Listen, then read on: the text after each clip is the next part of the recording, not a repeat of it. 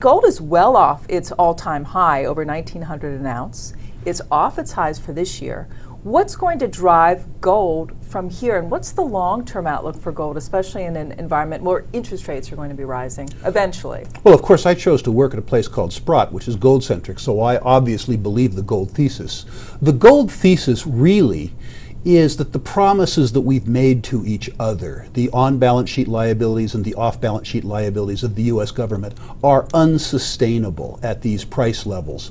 Gold is a bet that other fiat currencies, including the U.S. dollar, won't work. U.S. dollar does well against other currencies. We liken it to being the prettiest mare in the slaughterhouse. But the truth is that our belief is that $80 trillion in on and off balance sheet liabilities are unsustainable promises that we've made to each other. Since we don't think that default is a reasonable political option, we think that default by way of deflating the purchasing power or inflating the currency is the way out of that dilemma, and gold will do well. How well? I think very well. I'm too old for you to get me to put a number on it. I will only say that I think that the prior high will be a relic in both real and nominal terms.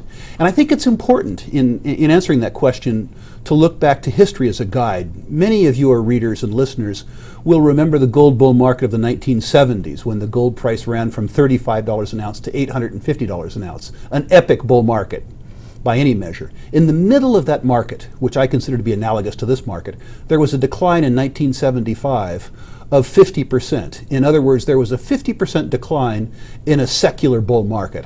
I think that the decline that we have seen just recently, a 40% decline in a secular bull market, is an analog to that prior market.